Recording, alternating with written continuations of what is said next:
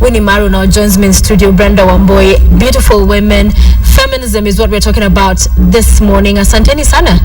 Happy New Year. Happy New Year to you. And this discussion, for me came into mind to have it after I read some of your tweets online on Monday. So for those who did not catch that very interesting discussion, we got a lot of people who supported you, a lot of others who thought, no, that does not make sense, does not add up.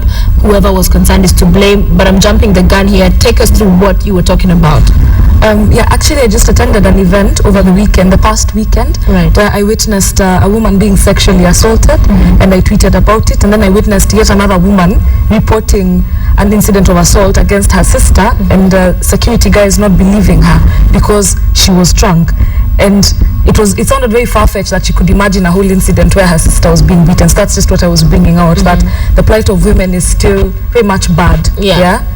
In this country and in very many other places. So that's what I tweeted about, and I was so overwhelmed that very many people came out to support me. They voiced in on the issue. There were, of course, those people who did not agree. But and those who did not agree for the incident, for example, the one who was talking about her sister being assaulted, is because she was drunk. Exactly. And so the argument was that because this person she was hallucinating. She could not have. I don't think hallucinations go to that detailed level where you imagine your sister being beaten. Very to the point that you come to report it to the guards. So I feel that she should have been believed. At least they should have not stopped until they're able to find this sister of hers who was being beaten, because they claimed that they had walked around with her for some time and they had not seen the sister, but it was a very big crowd. It was a very big crowd, so they should have tried some more. And for you, Winnie, looking at this conversation, I saw some of your retweets. What was going through your mind? What is the problem, bottom line, at the end of this? A lot of the times is, first and foremost, we want to view a woman or her body as simply just a tool in which then we can actually use for our own pleasure, because that's really what sexual violence is all about.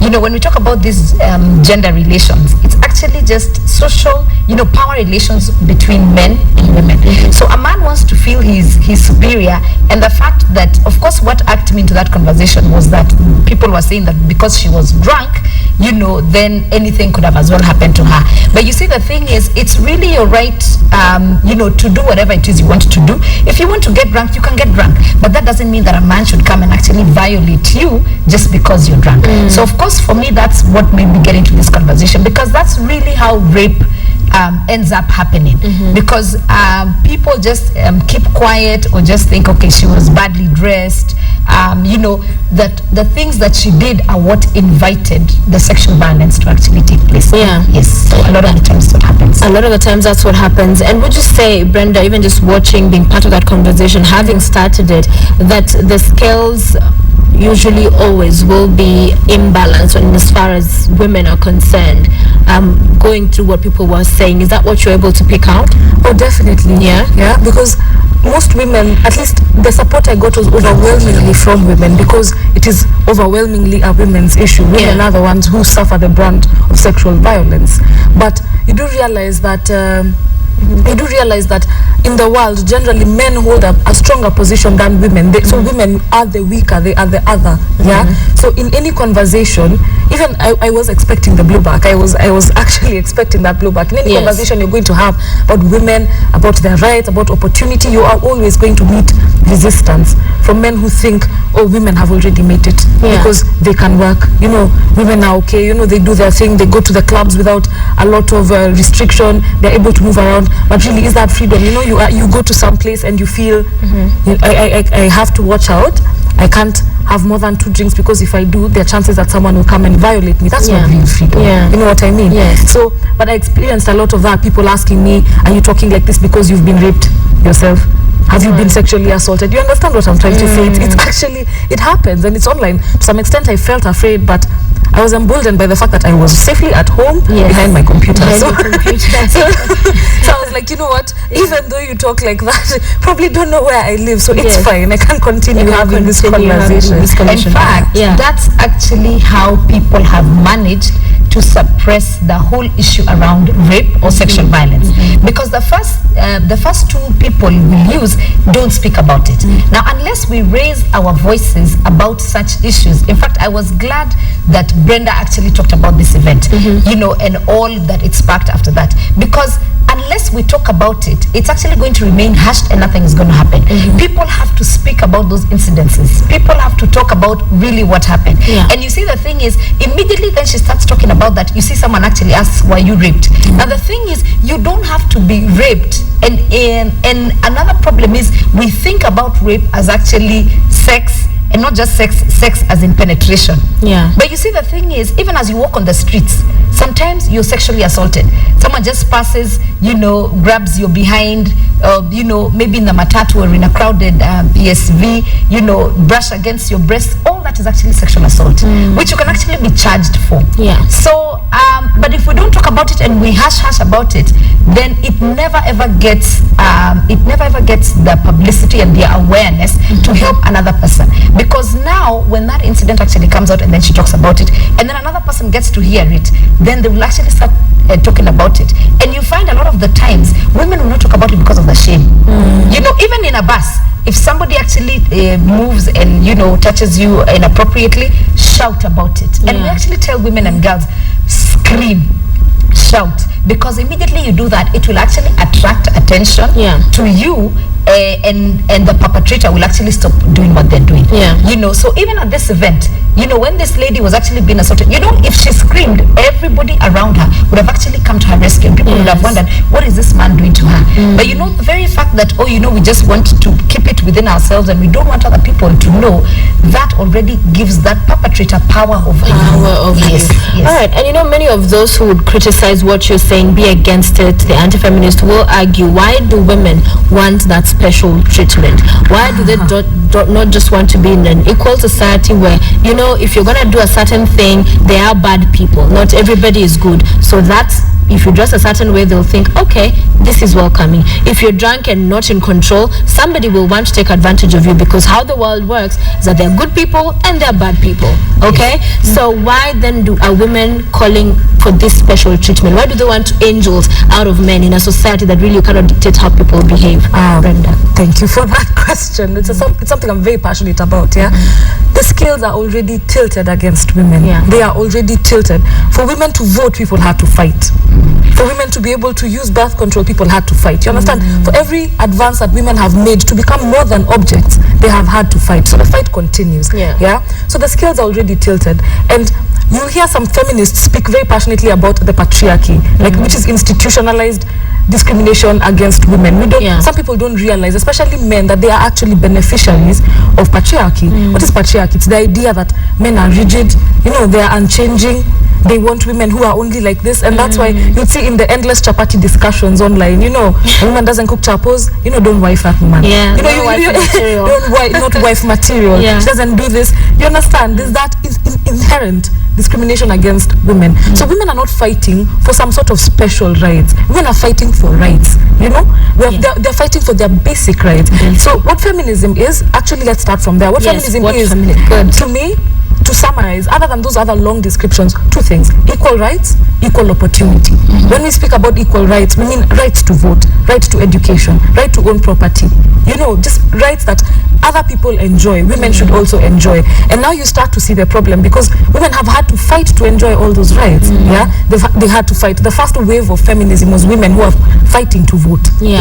Then women, the second one came when women were fighting for things, basic rights like to enjoy their sexuality, to be able to control, when, you know, birth control, things like those basic things. The second thing about feminism is equal opportunity. What is equal opportunity? To be able to enjoy various opportunities, job opportunities, without discrimination. And this applies to all minorities. This applies to black people, or rather people of color. People who, any minorities, disabled people. So when we talk about equal opportunity, the same way disabled people, the same way people of color are fighting for equal opportunities, the same way women are fighting for the equal opportunity. Not if Sophia here wants to do kazi ya mjengo and she feels she can do it, she should not be able to, they should not discriminate against her because she is a woman. If she wants to do it, she wants to do it. Let her come and prove that she can do it.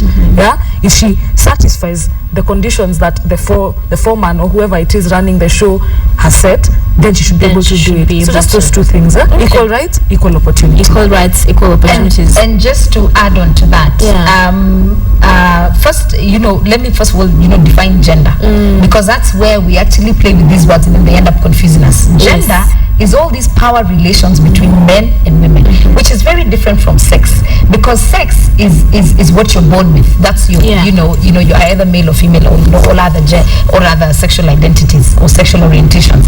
But gender is something that you socially construct. It's socially constructed. You're not born with it.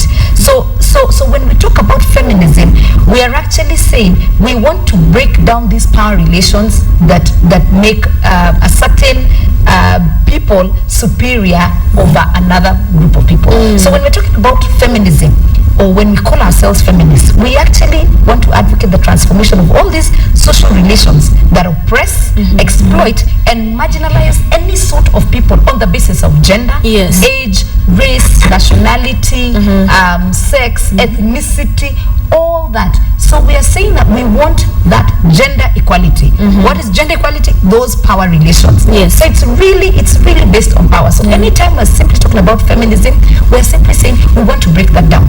We do not want anything that will actually end up oppressing another person because of their, sexual orientation, or because of their gender, or their age, or their race. If it's going to exploit me, if it's going to marginalize me in any way, because even ethnicity is really a form of marginalization. So when we say feminism, we're also fighting even that ethnicity. So there's no special treatment that feminists are seeking. Nothing sexual. It is absolutely no special treatment. We simply don't want anybody marginalized or discriminated upon because of anything about them. So it could be age, it could be ethnicity. I mean, that's a very, very emotive issue in this country. So when we say we're feminists, that's really what we want to transform. Those social relations that then put someone else, then someone else feels disadvantaged over another person.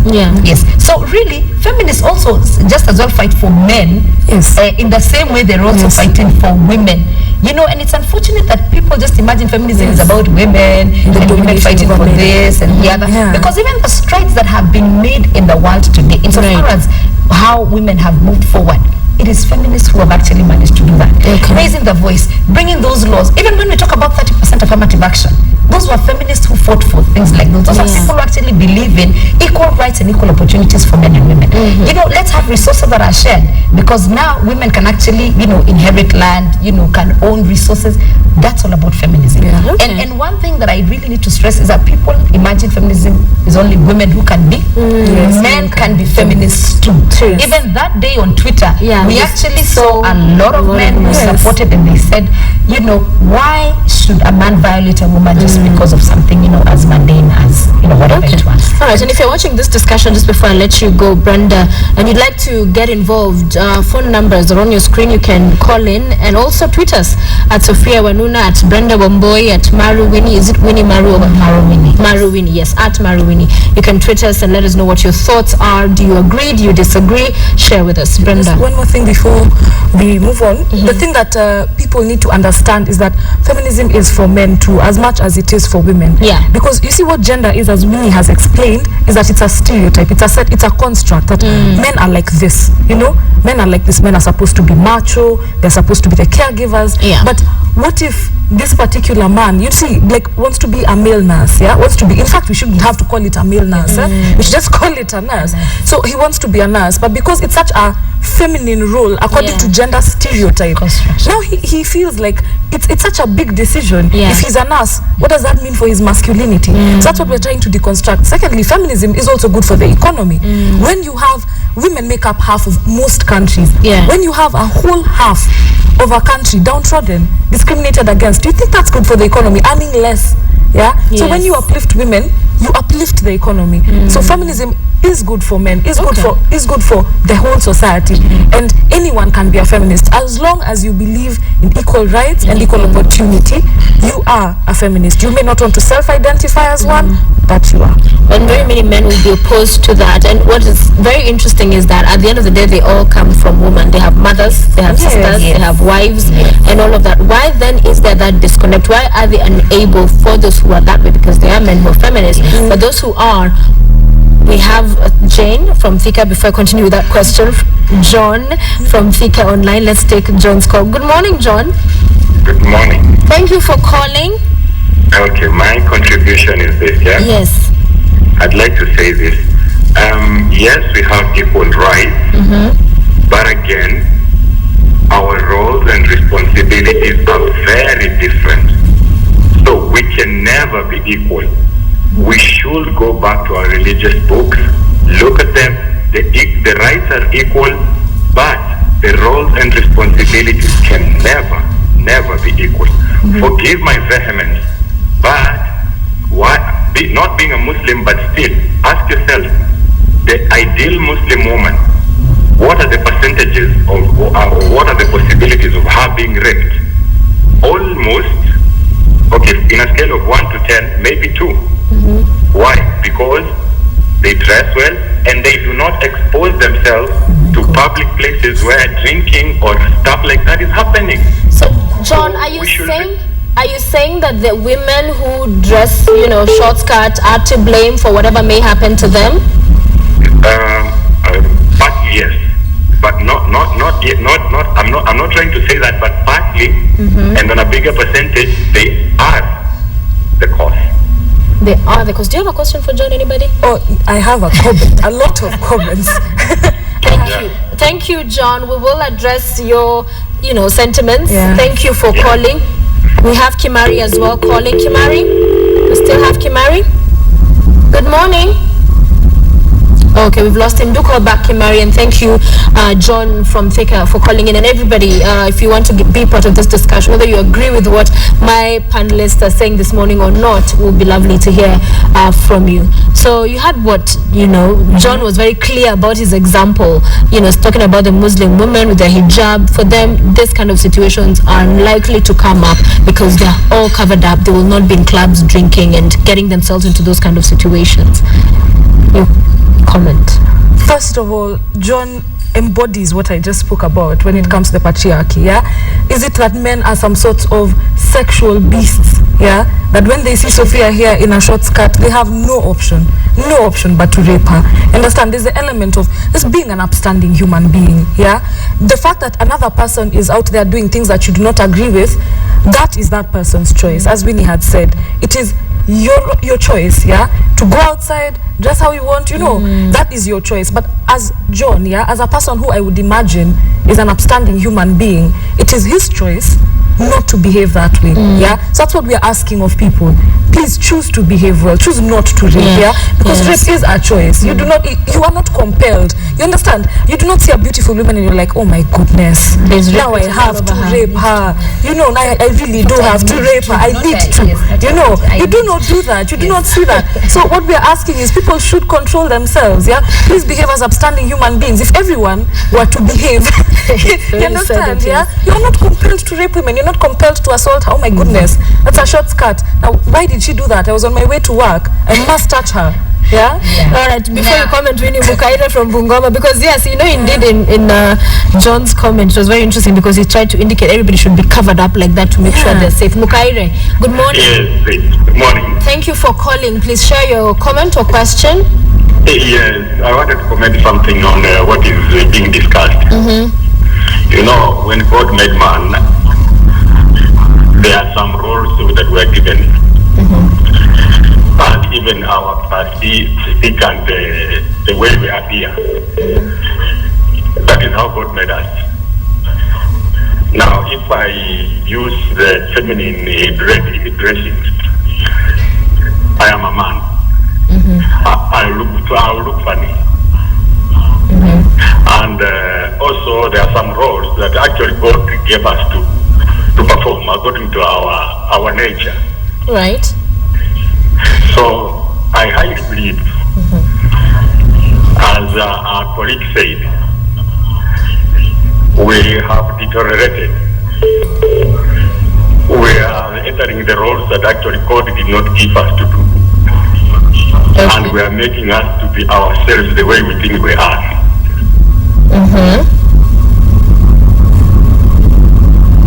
Okay. Mukaire. Bukaya, we still have you? Okay, and we've lost him. So he seems to feel we have lost it somewhere. We are not as God had intended at the beginning. But I'll let you comment on the initial question. In fact, just before I go back to the other question, let me just, answer Mukairi. Yeah. We are not, because I think we're confusing two different things. Your sex, which you're born as, and gender, which, as we said, is socially constructed. It's what you then socially grow up thinking and believing, and it becomes ingrained in you. Now, let me tell you, our biological differences are actually what are our sex. Yeah. I am female, and we're not saying men can give birth. No, that is not what we're saying. I am the one who has a uterus. I am the one who can carry a baby to term. So we should not confuse, my sex as a woman to be then what I am saying. When I'm saying that we want equality, I am not saying that we should have, our sexes are equal. No. Sex, you remain with your sex. So I'm born a woman, I am the one who can carry a pregnancy. A man cannot do that. It's as simple as that. I mean, even if I go and, lift weights like forever and ever, amen, I might never actually develop, those big biceps and, look masculine. Because that's not inherent in my system. I don't have that hormone that can actually do that. Because my hormones and male hormones are absolutely different. So let's not confuse that. And let's not confuse. So my role, as a woman is a certain thing. But that, what we are saying is that should not then come so that you actually use yourself and say, because I am a man, this is what, I am going to do this. Because when we're talking about rape, as she said, why do you think that when you say a woman, you have to rape her just because she's dressed, skimpily? And I just want to correct that first caller, John. He will actually be shocked. He will be surprised. He will be bewildered. Muslim women are raped. Now, lately, there's been a lot of unrest that has been happening in Egypt. And I want to bring the story of Egypt, into the picture. And, and there's all these demonstrators who actually go out on the streets because, all that's been happening in Egypt. A lot of women have been raped in those instances. There was this other story that also went viral, and I think it was in one of the Middle East countries. And a lot of the Middle East countries and, North Africa are all Muslim. In Tunisia, Muslim women were raped. And just because we don't talk about it, just because the others get a lot of more publicity than, the Muslim women, we should not for one imagine that it is not happening.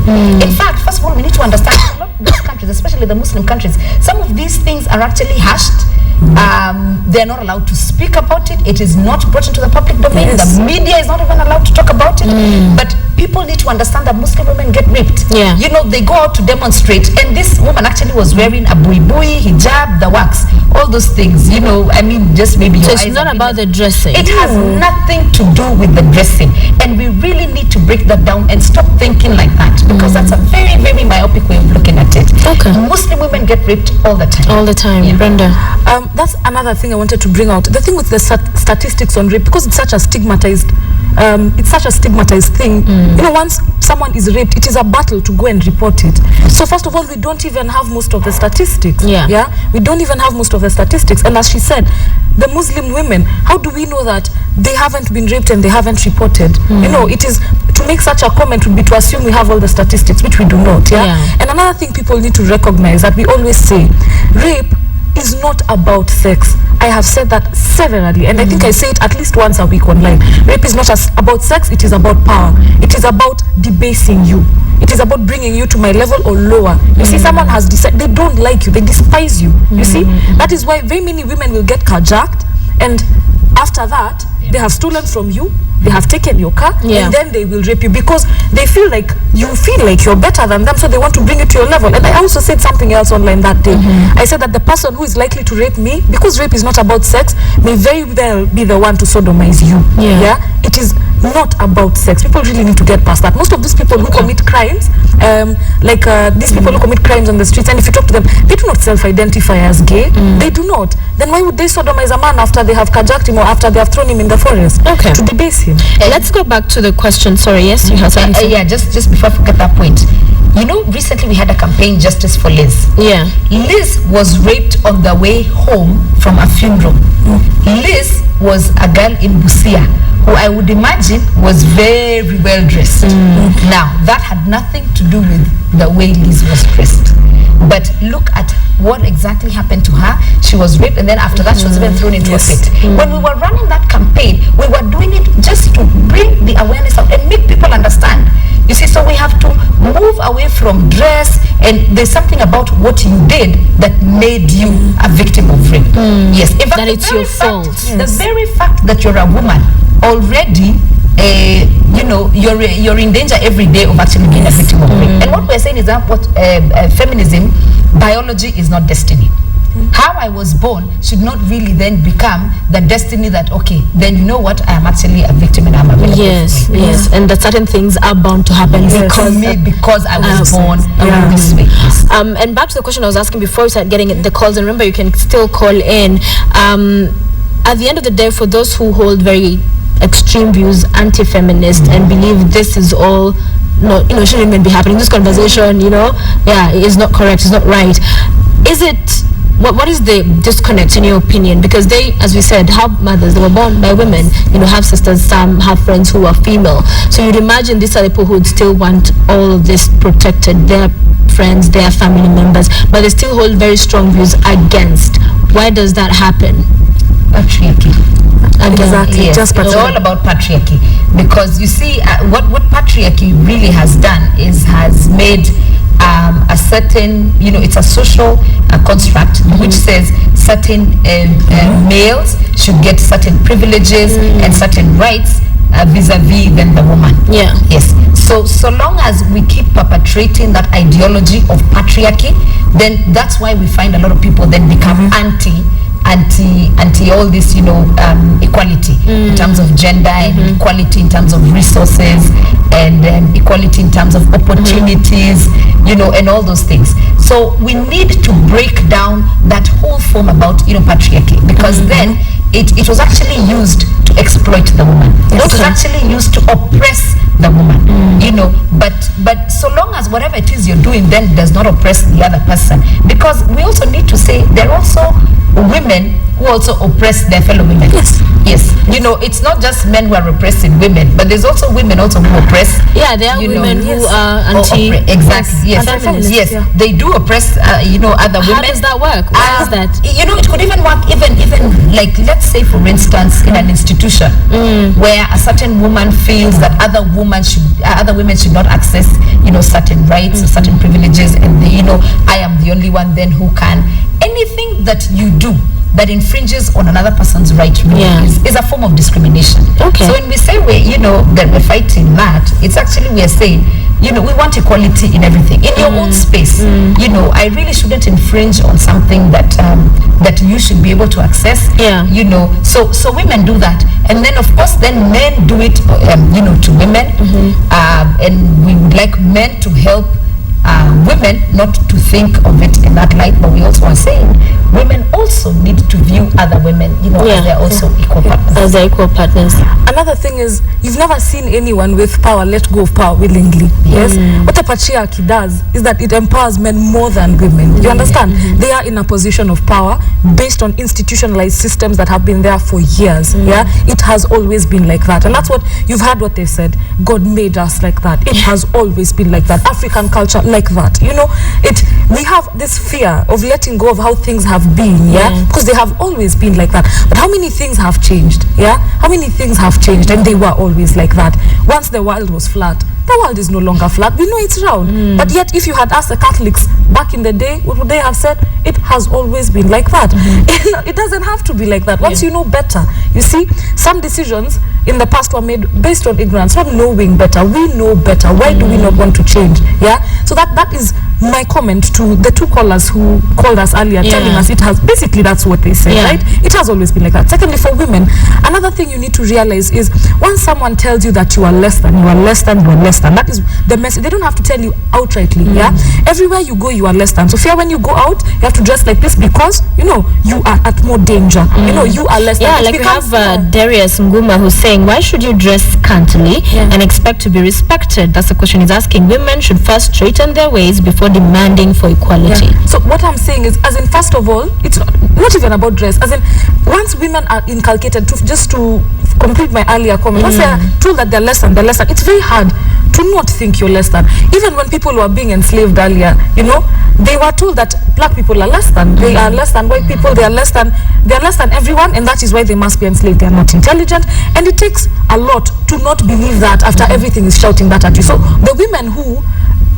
actually support the patriarchy, it is because they get this message every day, and it takes a lot of courage actually for a woman, like we have done for many women, for even men, to come out and say, just because it has always been like that, just because that's what everyone says is supposed to be, doesn't mean that's how it has to be now. It was like that before, yes, doesn't mean that that's how it's supposed to be now. It's not good for things to be like that. So the women who you find that are against feminism, it is because they get that message from every other place. It takes a lot of courage to come out and say that, you know what, it does not have to be like that. Okay. And for that, the gentleman who says that it's about respect, there's something called personal choices. Personally, I love to wear shirts and jeans. That is my uniform. That is just me. Someone else may like to wear skirts and sandals, but that's them. And what absolves you of behaving like a decent human being because someone has dressed inappropriately? If you don't like it, you are allowed not to like it. That is what we call an opinion. Everyone has opinions. You see someone dressed in a certain way you don't like, it is within your rights not to like it. But now to go ahead and violate them because you don't like it, that we do not want. Assuming that everybody should be like you, think like you, have the same interest. Now, as we bring this to a close, very important is this is a conversation that has taken place many a times, and with incidences like what you saw happen and tweeted about it, it always continues. And even somebody asking, nothing has changed, we keep having the same conversation, what will change in coming days? But in as far as affirmative action, which you mentioned earlier, there are all these measures being put in place to ensure women still have that fair chance. Where do you see us as a country in the next 5-10 years in making strides in this particular area, in women at the end of the day, despite the challenges that may be there, still having that equal playing field? I see us moving forward. And let me also add this. Where we were 50 years, back, like now we're celebrating 50 years of independence, where we were then and when we are now, many strides have been made. We really need to take cognizance of that fact. Because we didn't have, women, even in the corporate world, the percentage was fewer. We didn't have them, in political or public institutions. Now the number has grown.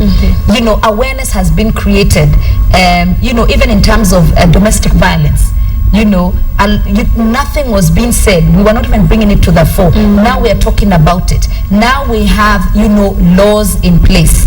The Sexual Offences Act, which actually then makes a lot of these things criminal. That if you do it, you're going to be charged in a court of law. You will be jailed. FGM. That's another thing that feminists fight against, because see, the thing is, FGM is actually a cultural practice that really, it's terrible, but I don't know how to put it. It really violates a woman, completely. So we now actually have made FGM, it's illegal. We have laws even in the Constitution which make such cultural practices that violate a woman illegal. You will be charged if it's done. So there are many strides, and I know going forward we're going to make even bigger ones. We're talking about 30%. Even now we quite haven't maybe achieved 30%, but it's growing every day, and we need other people to come on board and realize some of these things. Even men, even the whole thing about fighting about FGM, it should not just be women fighting about FGM. Men need to join the fight about FGM. When we talk about domestic violence, women are being hurt, women are being burnt, women are being beaten, being killed by their boyfriends, by their husbands. Are men saying they don't want to talk about it? Is it a nice thing when women are being, beaten and even to the point of killing, somebody's child? Domestic violence. All that is now being talked about. We have gender desks now at the police stations. We didn't have that, 10, 15 years back. We have sexual and gender violence recovery centers in hospitals. We actually have an entire unit at Kenyatta just dealing with those sexual cases, domestic violence cases. We didn't have that. So going forward, we are hoping that a lot of these, like those gender violence recovery centers, will actually go down to each county, so that at least, the level 5 hospitals will have things like those that will not just be at Kenyatta or at Nairobi Women's, but a lot of these things will actually go down to each and every county, right? You know, and that people will talk about it, and you know that awareness will get there, because even the woman who we call the mashinani woman, a lot of them don't know this stuff. They actually don't even know. It's a conversation that needs to be evolved as well. Very well said. And also just recounting and recapturing what has been, you know, the strides that have been made in the past. Finally, Brenda, as you look at this going forward, where we've come from, where we're going with this conversation, and what are the important things that need to be achieved, and in terms of the disadvantages that we are seeing already today, but the fight continues. Yes, definitely. So it is an ongoing fight, because even as we speak, you know, most violence, as we said, is against women. Most gender violence is against women. It is mainly women who are raped. It is a continuing fight, but I feel that we are making long strides. We're making long strides towards equality in pay. We're making long strides when it comes to equality in ownership of property, all those other things. And one final thing I'd like to say is, people like to say that feminists believe this, feminists believe that, but one thing you need to know is that the one thing all feminists agree on is just equal rights and equal opportunity. There are very many types of feminisms, if we can speak that, if we can say that. There are very many types of feminisms. The way a Muslim woman in an Arab country will be a feminist is not the same way I'll be a feminist, because it is pertinent to her issues. She will apply the concept of feminism to her issues. Secondly, feminisms are not above being flawed human beings. So when a feminist does something wrong, you don't go like, aha, you see, all feminists, you see. You don't do that. The same way when a man commits a crime or rapes a woman, we don't say, you see, all men are rapists. No one has ever come out and say that. So one thing we want to say is that feminism is just the simple concept of equal rights, equal opportunity. There are very many different types of feminisms across the world. The way I'll be a feminist is not the same way a black American woman will be a feminist. It will be according to what matters and the issues affecting them at a particular time. Okay, thank you, ladies. Quite a number of tweets going on, conversations about this conversation, but thank you for joining us. Winnie, Maru, Brenda, Wambui, we appreciate you being part of this, and very glad to wish you the very best. Thank you. Okay.